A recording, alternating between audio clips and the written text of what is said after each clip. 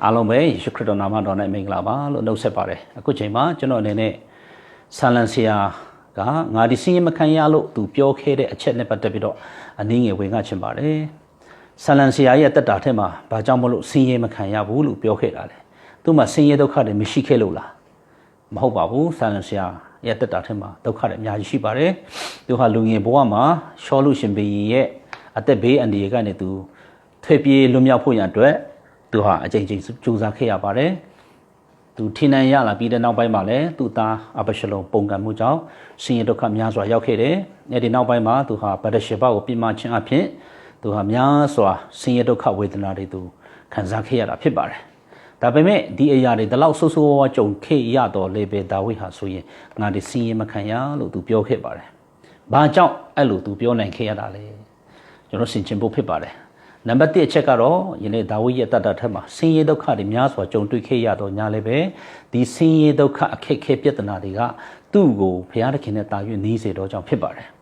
်သူဟာဒီဆင်းရဲဒုက္ခပြဿနာတွေကြုံရတိုင်းမှာသူဟာဘုရားကိုတာ၍ကိုးစားခြင်းယုံကြည်ခြင်းဘုရားသခင်ထံမှာတိုးဝင်ခြင်းအပြင်သူ့ဘဝဟာပို့ပြီးတော့ရင့်ကျက်လာတော့သူတာ၍ဘုရားနဲ့နီးကပ်တော့သူဘုရားနဲ့စိတ်တော်နဲ့ထိတွေ့တော့သူဒါဖြစ်လာခဲ့တော့ကြောင့်ဖြစ်ပါတယ်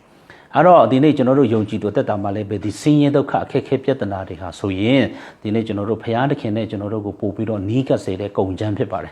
သို့တော့ဆင်းရဲဒုက္ခရောက်တိုင်းလူကဘုရားနဲ့နီးတယ်လို့တော့ပြောလို့မရပါဘူးဘာကြောင့်လဲဆိုတော့ဆင်းရဲဒုက္ခရောက်တော့ကြောင့်ဘုရားနဲ့ဝေသွားတဲ့လူတွေလည်းအများကြီးရှိပါတယ်အဲ့ဒီတော့ဒီနေရာမှာကျွန်တော်တို့ဘာလိုအပ်လာတယ်လဲဆိုတော့မှန်ကန်သောတုံ့ပြန်ခြင်း right response ကျွန်တော်လိုအပ်တာဖြစ်ပါတယ်တခါတော့ကဒီအမတမအရက်တောက်တဲ့ဖခင်တယောက်စီမှာတားနေရောက်ရှိတယ်အဲ့တော့တာကြီးကတော့သူကြီးလာတဲ့အခါမှာသူ့အဖေလိုပဲသူအရက်သမားဖြစ်ပြီးတော့ဘဝပြတ်သွားတယ်အဲ့တော့တားငယ်လေးကျတော့သူကြီးလာတဲ့အခါမှာအရက်လုံးဝမတောက်ဘူးသူဘဝကိုစူးစမ်းရုန်းကန်ရင်းနဲ့အမတမအောင်မြင်တဲ့စီးပွားရေးလုပ်ငန်းရှင်တယောက်ဖြစ်လာတယ်အဲ့ချိန်မှာလူတွေကသူတို့ကိုအင်တာဗျူးတွေပေါ့နော်ညီတို့ညီအကိုချင်းသူတယောက်ကျတော့ဘာကြောင့်အရက်သမားဖြစ်ပြီးတော့တယောက်ကတော့ဘာကြောင့်အောင်မြင်တယ်လဲအဲ့ချိန်မှာအကိုကြီးအဖြေတယ်အဖေကအရက်သမားဆိုတော့ကျွန်တော်လည်းအရက်သမားဖြစ်တာဆန်းသလားပေါ့နော်ဒါပေမဲ့သူ့ညီကျတော့ဘလို့ပြန်ဖြေလေဆိုတော့ကျွန်တော်ကငငယ်လေးနဲ့အဖေကအိမ်မှာအရက်တောက်ပြီးတော့တောင်းကြမ်းတဲ့အခါမှာအရင်စိတ်ကုန်နေတာကိုဒါကြောင့်ကျွန်တော်ငငယ်လေးဆုံးဖြတ်ချက်ချထားတယ်ငါဟာကြီးလိုက်ငါအဖေလိုအရက်သမားမလုပ်ဘူးငါအရက်မတောက်ဘူးငါဟာဘဝအောင်အောင်ကြိုးစားမယ်လို့သူရွေးချယ်ခဲ့တာဖြစ်ပါတယ်အဲ့တော့ဒီနေ့ကျွန်တော်တို့ရဲ့တက်တာထဲမှာလဲဒုက္ခရောက်တိုင်းရင်းကျက်လာတာတော့မဟုတ်ပါဘူးဒီနေ့ဒုက္ခဆင်းရဲပြဿနာနဲ့ကြုံတဲ့အခါမှာကျွန်တော်တို့ကဖယားကိုအားကိုးဖို့ရွေးချယ်ခြင်းအဖြစ်ကျွန်တော်ဘဝအသက်တာမှာရင့်ကျက်လာမှာဖြစ်ပါတယ်ဒါဝိဒ်ရဲ့အသက်တာမှာဆိုဆင်းရဲဒုက္ခတွေများစွာကြုံခဲ့တော့လေပဲသူဟာဒီအခက်အခဲပြဿနာတွေထဲမှာတာရွအောင်မြင်တော့သူဖြစ်လာတယ်ကျွန်တော်စင်ချင်မိတဲ့အရာလေးတစ်ခုရှိတယ်ကျွန်တော်ကဒီ coffee ပေါ့နော် espresso အရင်ကြိုက်တယ်အဲ့တော့ coffee espresso ကတော့ဒါအခါဆုံးဖြစ်ပါတယ်ဒါမဲ့ကျွန်တော် coffee တောက်ရင်းနဲ့နောက်ပိုင်းပါသဘောပေါက်လာလေဆိုတော့ဒီအခါဆုံးအချိုဆုံးပဲဆိုတော့သဘောပေါက်လာတယ်ပေါ့နော်အဲ့တော့မိတ်ဆွေတို့လည်း coffee espresso မတောက်ဖူးတဲ့လူတွေစမ်းခိုင်းစေချင်တယ်တစ်ခွက်လောက်တောက်ကြည့်လိုက်ပါတစ်ခွက်မတောက်ရင်တော့မှတော့တငုံလောက်တောက်ကြည့်လိုက်အရင်ခါပါတယ်နော်အသေးကိုခါတာသို့တော့အဲ့ဒီ coffee တောက်ပြီးတဲ့နောက်ပိုင်းမှာရေကြီးရေအေးလေးတစ်ခွက်လောက်တောက်ကြည့်လိုက်ဘာတကြားတစ်စက်မှမပါပဲနဲ့မိတ်ဆွေရဲ့ပါဇက်ဟာချုံမိန်တော့မှဖြစ်ပါတယ်တော်တော်လေးကိုချိုးတယ်တောက်ရတဲ့တဘူးတောက်ရင်တော့မှအဲ့ဒီတဘူးစလုံးကတကြားရေတောက်ရတယ်လို့ပဲချိုးတယ်အဲ့တော့ကျွန်တော်ဘာသဘောပေါက်သွားလဲဆိုတော့ခါတီးခြင်းကချုံမိန်ခြင်းကိုဖြစ်စေတယ်ဒီနေ့ကျွန်တော်တို့ရဲ့ဘဝအသက်တာထဲမှာလည်းဘုရားနဲ့ရှောက်လန်းတတ်မယ်ဆိုရင်ဘုရားကိုအားကိုးတတ်မယ်ဆိုရင်ခါတီးခြင်းပဲလေတင်းရဲ့ဘဝမှာတစ်ချိန်ကျရင်ချုံမိန်တော့အရာဖြစ်လာမှာဖြစ်ပါတယ်ဒါကြောင့်ဆာလန်ဆရာကသူကငါဒီစင်းရဲမခံရလို့ပြောရခြင်းကအဲ့ဒါကြောင့်ဖြစ်ပါတယ်နံပါတ်2အချက်ကတော့ဗာလေဆိုတော့ဆာလန်ဆရာရဲ့အသက်တာထဲမှာဘာကြောင့်စင်းရဲမခံရဘူးလို့သူပြောလေဆိုတော့ဘုရားသခင်သူ့ရဲ့ဘဝအသက်တာထဲမှာပေးထားတဲ့ကောင်းကြီးမင်္ဂလာနဲ့သူခံရတဲ့ဆင်းရဲဒုက္ခနဲ့နှိုင်းယှဉ်ကြည့်လိုက်တဲ့အခါမှာဆင်းရဲဒုက္ခကဘာမှမပြောပလောက်ဘူးဆိုတော့တွေ့ရတယ်။အဲ့တော့ဆာလန်ဆရာရဲ့တက်တာဒါဝိဒ်ရဲ့တက်တာထဲမှာသူတကယ်ဆင်းရဲဒုက္ခခံရတဲ့အချိန်ကိုကျွန်တော်တို့ကျမ်းစာမှာတေချာလေ့လာကြည့်ရင်73နှစ်လောက်ကြာတယ်။ဒါပေမဲ့သူဖျားသခင်သူ့ကိုချီးမြှောက်တဲ့အချိန်ဟာဆိုရင်တော့ဒါနှစ်ပေါင်း40မကကြာပါတယ်။သူဝရံပြေဘွားနဲ့သူနေခဲ့ရတာ73နှစ်ဖြစ်တယ်။သူအသက်18နှစ်ကနေစပြီးတော့သူဒုက္ခရောက်တယ်။ဒါပေမဲ့သူအသက်30အရွယ်မှာဆိုရင်တော့သူဟာနန်းတော်မှာငြိမ်ဝတ်စွာနဲ့နေခွင့်ရတယ်။ဟေဘရုန်မြို့မှာ9နှစ်ဂျေရုရှလင်မြို့မှာ9နှစ်ထီနန်းပေါ်မှာနန်းတော်ပေါ်မှာသူကစီးစိမ်ဥစ္စာတွေနဲ့သူကောင်းမွန်စွာနေထိုင်ခွင့်ကိုရခဲ့တာဖြစ်တယ်ပြီးတော့သူဟာဆိုရင်တော့ တော့ကြေးရွာစနပုတ်လေးမှာ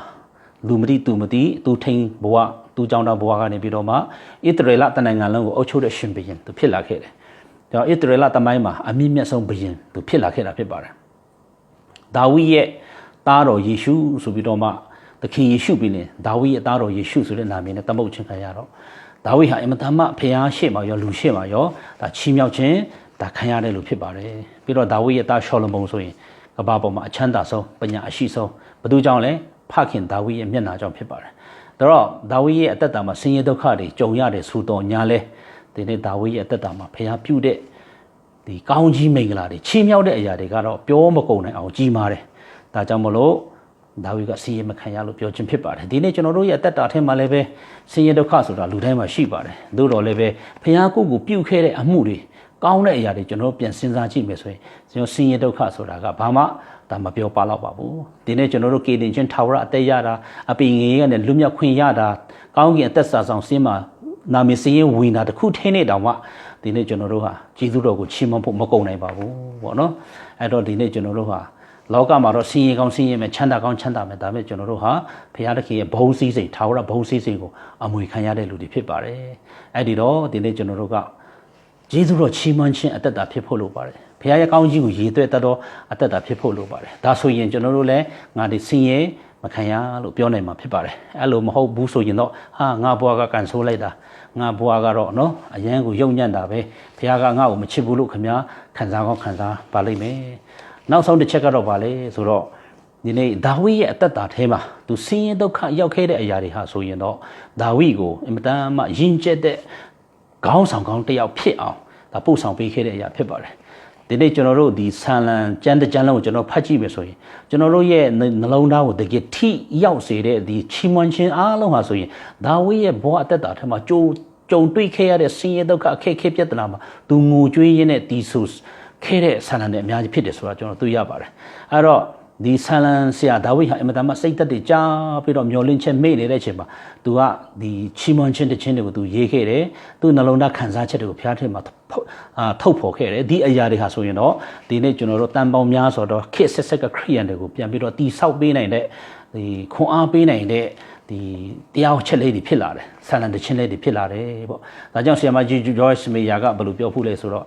တင်းဘဝမှာတဲ့နော်ဒီဟာ comfort zone မှာနေတဲ့အချိန်မှာတင်းရဲ့ဝိညာဉ်ရေးအသက်တာကြီးထွားခြင်းထက်ကျွန်တော်တို့ဟာ uncomfort zone ပေါ့နော်ခက်ခဲတဲ့ကြက်တီးတဲ့အချိန်မှာဝိညာဉ်ရေးကပို့ပြီးတော့မှယဉ်ကျက်လာတယ်ဆိုပြီးတော့မှဖော်ပြထားတာဖြစ်ပါတယ်ကျွန်တော်တို့ဘဝမှာအကောင်းဆုံးသောဝန်ဆောင်မှုအစီခံခြင်းဟာဆိုရင်ကျွန်တော်တို့ဘဝမှာအခါတီးဆောင်အရာကနေထွေးမြောက်လာခြင်းဖြစ်တယ်ထွက်ပေါ်လာခြင်းဖြစ်တယ်ဆိုပြီးတော့ဆရာမကြီး George Meyer ကိုယ်တိုင်လည်းပြောထားတာဖြစ်တယ်အဲဒီတော့ဒီနေ့ကျွန်တော်တို့ရဲ့အသက်တာထဲမှာဒါဝိကေတို့ငါဒီဆင်းရဲမခံရလို့ပြောဖို့